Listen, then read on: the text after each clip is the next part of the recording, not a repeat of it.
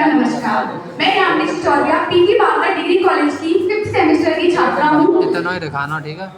जैसा कि आप जानते हैं, आज हम सभी यहाँ पर सरदार वल्लभ भाई पटेल की 148वीं जयंती एवं एकता दिवस के अवसर पर उपस्थित हुए हैं। तो मैं कुछ पंक्तियों के साथ शुरुआत करना चाहूंगी।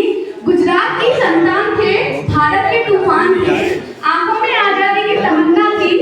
गुजरात की संतान थे, भारत के तूफान थे, आंखों में आजादी की तमन्ना थी, हर गुलामी से अनजान थे। अभी भी जुबान पर चले आते हैं किस्से उनके, अभी भी जुबान पर चले आते हैं किस्से उनके। वो ऐसे फौलादी इंसान थे, वो ऐसे फौलादी इंसान थे। जी हाँ, मैं बात कर रही हूँ सरदार वल्लभ भाई पटेल की, जिनका जन्म 31 अक्टूबर 1875 को गुजरात के छोटे से परिवार में हुआ था। उनके पिता किसान थे। सरदार पटेल का विवाह मात्र 16 वर्ष की आयु में हो गया था। आप जानते हैं, अगर आपके ऊपर विवाह की जिम्मेदारी डाल दी जाए तो हम नहीं कर सकते, मगर उस व्यक्ति ने 16 वर्ष की आयु में भी अपने वैवाहिक जीवन और शिक्षा दोनों को अलग अलग रखा और उन्होंने 22 वर्ष की आयु में मैट्रिक की परीक्षा पास की, जिसके पश्चात वे इंग्लैंड गए वकालत की पढ़ाई के लिए। तत्पश्चात लौटने के बाद उन्होंने अहमदाबाद से वकालत करी और ये किस्सा है 1909 का, जब उनकी पत्नी बीमार थी और उनका निधन भी हो चुका था। उनका केस चल रहा था, व्यक्ति आया, उन्होंने उनको चिट दी कि उन्होंने पढ़ी।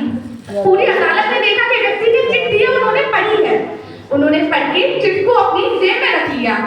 वो केस लड़े, केस में विजय हासिल की और अंततः वो जब बोलते हैं कि मुझे जाना है, तो वहां पे ऐसे लोग बोलते हैं आप कहाँ जा रहे हैं, तो वो बोलते हैं मेरी पत्नी का निधन हो गया, मुझे वहां जाना है। वहां पे बैठा हुआ एक एक इंसान ऐसा हक्का बक्का रह गया कि बताइए, इस साहब की पत्नी का निधन हो गया है और ये केस लड़ रहे हैं, उसे जीत रहे हैं। आप देख सकते हैं उनकी कार्य के प्रति निष्ठा कितनी थी कि उन्होंने पहले अपने झूठे केस में फंसे हुए उस व्यक्ति को विजय दिलाई, तत्पश्चात अपनी पत्नी का अंतिम संस्कार करने गए। इस दौरान भारत में स्वतंत्रता की लहर भी दौड़ रही थी धीरे धीरे। उस खेड़ा आंदोलन के पश्चात उनकी मित्रता गांधी जी से हुई और वो बहुत ही अच्छे मित्र बन गए। उन्हें 1917 में गुजरात महासभा का सचिव भी घोषित किया गया। वह अनेक बार जेल गए, पर उनका सबसे लंबा कार्यकाल था जो 9 अगस्त 1942 से 3 वर्ष का था। वो जेल क्यों गए? मात्र 2 दिन पहले 7 अगस्त 1942 को ग्वालियर कैंप पर उन्होंने 1 लाख से अधिक लोगों को भाषण दिया और उस भाषण ने लोगों के दिलों में ऐसी आग जलाई कि हाँ, अब हमें स्वतंत्रता चाहिए।